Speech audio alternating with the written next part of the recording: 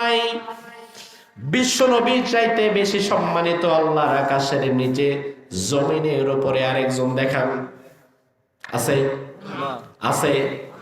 রাসূলের চাইতে বেশি সম্মানিত দুনিয়াতে কেউ আছে নাকি? কেউ নাই। আল্লাহর হাবিব একদিন মসজিদে নববীতে হাদিস পড়াচ্ছেন, সামনে হাজার হাজার সাহাবীরা বসা।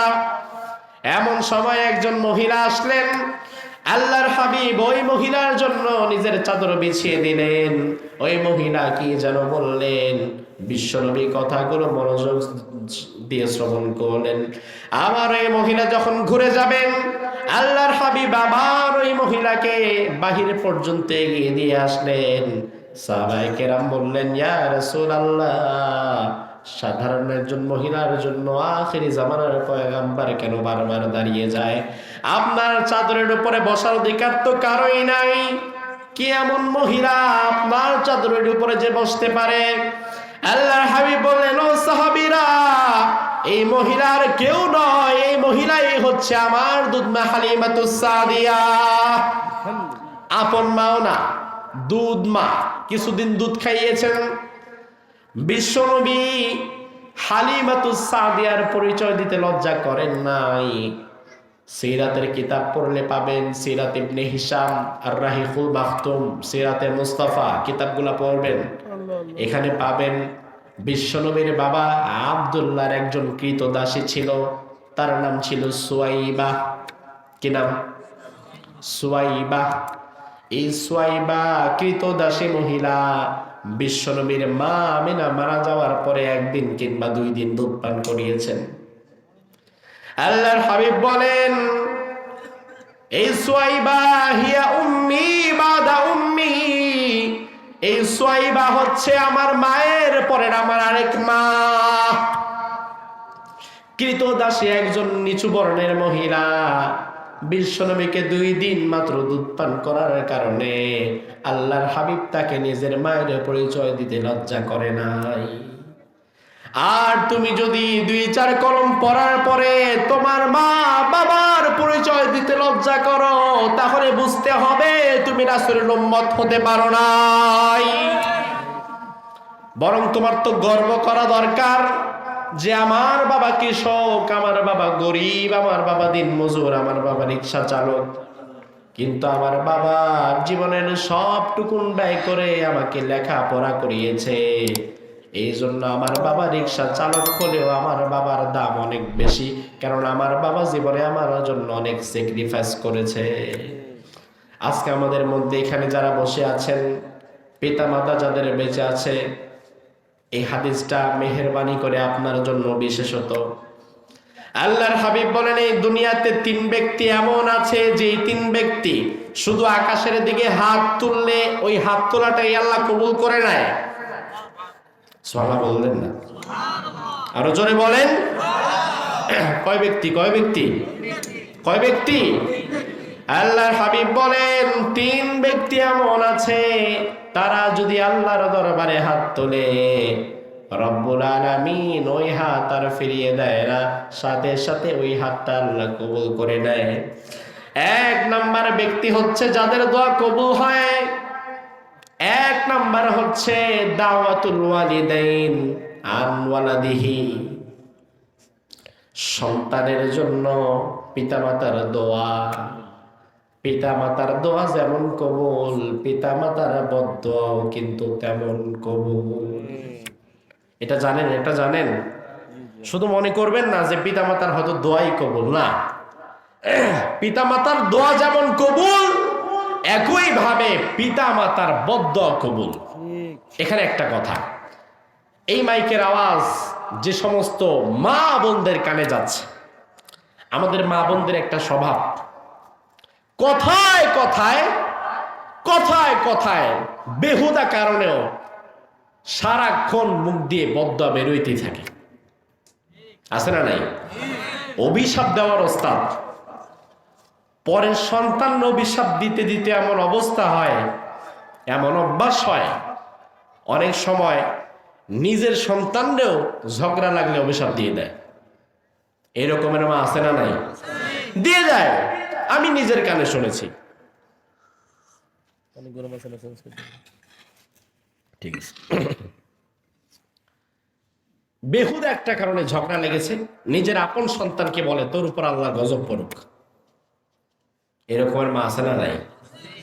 ও মা, আপনি বলবেন যে আমি তো মন থেকে বলি না। না, মন থেকে বলার দরকার নাই, আপনি বাহির থেকে যেটা বলবেন আল্লাহ তাআলা ওটাও কবুল করে ফেলবেন। খুব সাবধান। মা কখনো মেহেরবানি করে অন্তত নিজের সন্তানকে বদদুয়া দিবেন না, অভিশাপ দিবেন না। আল্লাহর হাবিব মেরাজ থেকে সফর করে এসে বললেন, আমি মেরাজের রাত্রে দেখলাম জাহান্নামের মধ্যে নারীদের সংখ্যা সবচেয়ে বেশি। আর নারীদের জাহান্নামে যাওয়ার দুইটা কারণ, একটা হচ্ছে তাকফুরুনা লানা, তারা বেশি বেশি লানত দেয়, তুকসিরনা লানা ওয়া তাকফুরনা লাশিরা, বেশি বেশি লানত দেয়, এবং দুই নাম্বার স্বামীর নাফরমানি করে। শুধু স্বামী যদি 30 বছরের সংসারে 29 বছর 364 দিন ভালো রাখে, আর একটা দিন মাত্র যদি একটু খারাপ রাখে, তাইলেই বলে যে তোমার ঘরে এসে আমি আর সুখী পাইলাম না। এরকমের নারী আছে না নাই? অথচ এতগুলা দিন ভালো ছিল, এটা ভুলে যায়, নাফরমানি শুরু হয়ে যায়। আল্লাহর হাবিব বললেন, না, এই নাফরমানির দিকে যেও না। এই নাফরমানি করা আর বেশি বেশি অভিশাপ দেওয়া, এটা জাহান্নামী নারীদের লক্ষণ। আল্লাহ তাআলা এই দুটো খারাপ গুণ থেকে আমাদের নারী সমাজকে আল্লাহ হেফাজত করুক। আরো জোরে বলেন। আমার ভাইরা, যেটা বলছিলাম, আল্লাহর হাবিব বলেন 3 ব্যক্তির দোয়া কখনো ফেরত দেওয়া হয় না। জোরে বলেন, কয় ব্যক্তির? 1 নাম্বার দাওয়াতুল ওয়ালিদাইন, পিতামাতা যদি আল্লাহর দরবারে দোয়া করে, ওই দোয়ার শাজিমের মালিক আল্লাহ ফিরিয়ে দেয় না। আল্লাহর হাবিবের সময় দূর দেশে একজন মানুষের বসবাস ছিল, যাকে আমরা চিনি ওয়াইজ আল করনি নামে। আমাদের সমাজের মানুষ যাকে ওয়াজ করনি বলে, মূল নাম হচ্ছে ওয়াইজ আল করনি। করনুন নামক শহরে তার বসবাস। এই ওয়াইজ আল করনি, এই ব্যক্তি কিন্তু সাহাবী হতে পারেন নাই, কারণ তিনি তার জীবদ্দশায় রাসূলকে সরাসরি দেখতে পারেন নাই। কিন্তু রাসূলের ওই সময়টাতে তিনি ঈমান এনেছেন। একবার দেখার জন্য মদিনাতে এসেছেন, কিন্তু রাসূল তখন বাইরে ছিলেন, দেখতে পারেন নাই। যার ফলে ওয়াইজ আল করনি তাবেঈদের মধ্যে প্রথম সারির, কিন্তু সাহাবী হওয়ার সৌভাগ্য তিনি অর্জন করতে পারেন নাই। ওয়াইজ আল করনি সাহাবী হতে পারলেন না। কেন? কেন রাসূলকে দেখতে পারলেন না? তার কারণ হচ্ছে, ওয়াইজ আল করনি যখন থাকতেন, তখন তিনি তার বৃদ্ধা মায়ের সেবা যত্নের মধ্যে ব্যস্ত থাকতেন। এই বৃদ্ধা মায়ের সেবা যত্নকে ছেড়ে মদিনায় এসে রাসূলকে দেখা করার মতো সুযোগ তার হয় নাই। ওয়াইজ আল করনির মা ওয়াইজ আল করনির জন্য আল্লাহর দরবারে দোয়া করেন, আল্লাহ, আমার সন্তান ওয়াইজ আল করনি আমার এত বেশি খেদমত করেছে, মেহেরবানি করে তোমার কাছে দোয়া করি, আমার সন্তান ওয়াইজ আল করনিকে তুমি মুস্তাজাবুদ দাওয়া বানিয়ে দাও। আমার সন্তান ওয়াইজ আল করনি যা দোয়া করবে, আমার সন্তানের মুখের সব দোয়াগুলাই মেহেরবানি করে তুমি কবুল করে নাও। সুবহানাল্লাহ বললেন না? কি চমৎকার দোয়া! একটা বিষয়ের দোয়া না, মা দোয়া করলো, আল্লাহ, আমার সন্তানকে মুস্তাজাবুদ দাওয়া বানায় দাও, যেন সে যেই দোয়াই করে সেটাই যেন তুমি কবুল করো, এইরকম বানায় দাও। আল্লাহ কবুল করলেন। এই সংবাদ রাসূল জেনে ফেললেন। আল্লাহর হাবিব ইন্তেকালের আগ মুহূর্তে ওমরকে ডাক দিয়ে বললেন, ওমর, আমার ইন্তেকালের পরে যদি কোনোদিন ওয়াইজ আল করনি নামক কোন লোকের সন্ধান তুমি পাও, তাহলে তুমি ওমর ওয়াইজ আল করনির কাছে তোমার জন্য দোয়া চেয়ে নিবা। বুঝেন কথা? রাসূল বলতেছে, তাও আবার কাকে? ওমরকে। ওমরকে? ওমর হচ্ছে সেই মানুষ রাসূল যার ব্যাপারে বলেছেন, আমার পরে নবী নাই, তবে নবী হলে ওমর নবী হয়ে যেত। ওই রকমের মানুষ ওমর। নবুয়তের অনেক গুণাবলী আল্লাহ তাআলা তার মধ্যে দিয়েছিলেন। ওই ওমরকে রাসূল বলে, ওয়াইজ আল করনির দেখা পেলে তুমি তার কাছে তোমার নিজের জন্য দোয়া চাবা? ওমর ফারুক অবাক হয়ে গেলেন, ইয়া রাসূলুল্লাহ, ওয়াইজাল করনি, তার নাম তো জীবনে শুনি নাই, আমি তার কাছে আমার জন্য দোয়া চাবো? বিশ্বনবী বললেন, হ্যাঁ, তার কাছে তুমি দোয়া চাবা। ওয়াইজাল করনিকে ওমর ফারুক এরপর দিন থেকে প্রত্যেক দিন শুধু খুঁজেন, কিন্তু পান না। ওমর ফারুক যখন মদিনার প্রেসিডেন্ট, প্রত্যেক দিন সকাল বেলায় এবং সন্ধ্যা বেলায় বহির্দেশ থেকে যারা মদিনায় প্রবেশ করে তাদের লিস্ট খুঁজতেন, তাদের তালিকাটা দেখতেন, আর খুঁজতেন ওয়াইজাল করনি নামক কেউ আছে নাকি আজকে।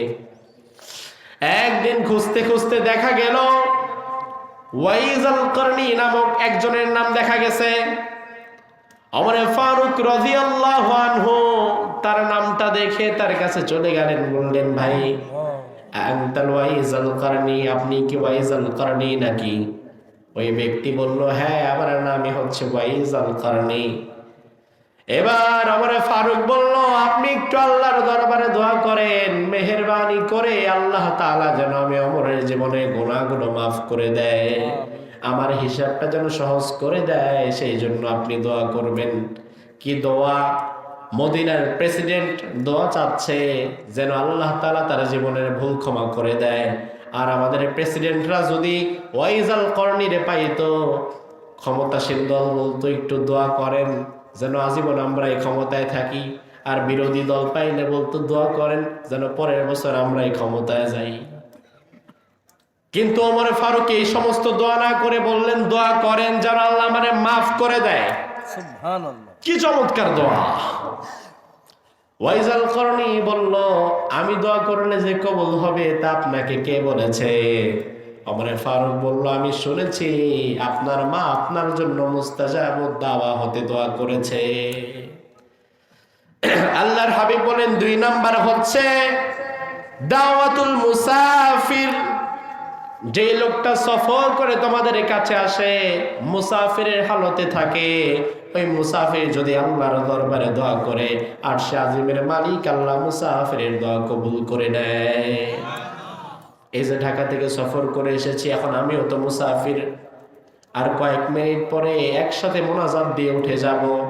আমি আশাবাদী, মন থেকে যদি দোয়া করেন, হৃদয় থেকে যদি দোয়া করেন, আল্লাহ তাআলা সেই দোয়াটাকে কবুল করে নেবেন। বলেন আমিন। আর 3 নাম্বার হচ্ছে যার দোয়া আল্লাহ ফিরায় না। আল্লাহর হাবিব বলেন 3 নাম্বার হচ্ছে দাওয়াতুল মাজলুম, মাজলুমের বদদোয়া। 1 নাম্বার হচ্ছে পিতা মাতার দোয়া, 2 নাম্বার মুসাফিরের দোয়া, 3 নাম্বার মাজলুমের দোয়া। এই 3 জন দোয়া করলে যেমন কবুল, এই 3 জন বদদোয়া দিলেও তেমন কবুল হয়ে যায়। আল্লাহ তাআলা মাজলুমের বদদোয়া থেকে আমাদেরকে হেফাজত করুক, আমিন। আরো জোরে বলেন আমিন। আমার ভাইরা, সর্বশেষ আমার আল্লাহ বলছেন, গোলাম ওয়ালা তানহারহুমা, পিতামাতার সাথে দুর্ব্যবহার করবে না, খারাপ আচরণ করবে না। ওয়াকুল লাহুমা কওলান কারীমা, তাদের জন্য সব সময় উত্তম আচরণ করবা, সুন্দর কথা বলবা। আর যখন তারা শেষ পর্যায়ে দুনিয়া থেকে বিদায় হয়ে যাবে, তখন সব সময় তাদের জন্য একটা দোয়া তোমার জবানে থাকবে। সেই দোয়াটা হচ্ছে রব্বির হামহুমা কামা রব্বায়ানি সগীরা। দোয়াটা কি আপনারা পারেন? সবাই পড়েন, রব্বির হামহুমা কামা রব্বায়ানি সগীরা। আল্লাহর হাবিব বলেন, কোন সন্তান যদি এই দোয়াটা পড়ে আল্লাহর দরবারে নিজের পিতা মাতার জন্য দোয়া করে, ওই সন্তানের চোখের পানি নাকের সীমানা ক্রস করার আগেই ওই সন্তানের পিতা মাতার জীবনের গুনাহগুলো আল্লাহ মাফ করে দেয়। এজন্য এই যে এখন আমরা মোনাজাত করব, এই দোয়াটা অবশ্যই করব। জুমার দিন ইমাম সাহেব যখন হাত তোলে, আমার বিশ্বাস প্রত্যেকটা ইমাম আর কোন দোয়া করুক আর না করুক, রব্বির হামহুমা এই দোয়াটা অবশ্যই করে। করে না? এই জন্য আমরাও দোয়া করবো আজকে এখান থেকে যেন আল্লাহ তাআলা আমরা যখন দুনিয়া থেকে বিদায় হব আমাদের পরবর্তী প্রজন্ম যেন আমাদের জন্য এরকম দোয়া করতে পারে। আমরা বলি আমিন। আরো জোরে বলেন আমিন। আজকে কোরআনে কারীমের সূরা বানী ইসরাঈলের 23 এবং 24 নং আয়াতের আলোকে আমরা যে কথা বললাম, এই কথার মূল থিম ছিল যেটা আল্লাহ তাআলা ফয়সালা করেছেন দুটো বিষয়ের। প্রথম হচ্ছে ইবাদত, গোলামি, দাসত্ব হবে শুধুমাত্র একজনের, তিনি কে? আল্লাহ। দুই নাম্বার হচ্ছে পিতামাতার সাথে দুনিয়ার সর্বোত্তম আচরণটাই করতে হবে। সর্বোত্তম আচরণ, সর্বোত্তম আচরণটুকু পাওয়ার প্রথম হকদার আপনার পিতামাতা। এই দুটো বিষয়ের ফয়সালা আল্লাহ করে দিয়েছেন। এবার বলেন তো ভাই, যে বিষয়ে আল্লাহ ফয়সালা করে দেয় এই বিষয়ের বাহিরে যাওয়ার ক্ষমতা, অধিকার আমাদের কারো আছে কি? আল্লাহ সুবহানাহু ওয়া তাআলা এর উপরে আমাদের আমল করার তৌফিক দান করুক। হাযা মা ইনদি ওয়াল ইলমু ইনদাল্লাহ আলাইহি তাওয়াক্কালতু ইলাইহি হুনীব। আমরা ইনশাআল্লাহ একসঙ্গে মোনাজাত দিয়ে একসঙ্গে বাড়ি ফিরে যাব। আল্লাহ তাআলা কবুল করুক। হুজুর কিছু বলবেন? আপনি দোয়াটা করেন না।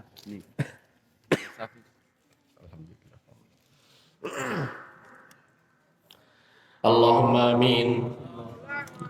لا إله إلا هو الحليم. سبحان ربك رب العرش العظيم.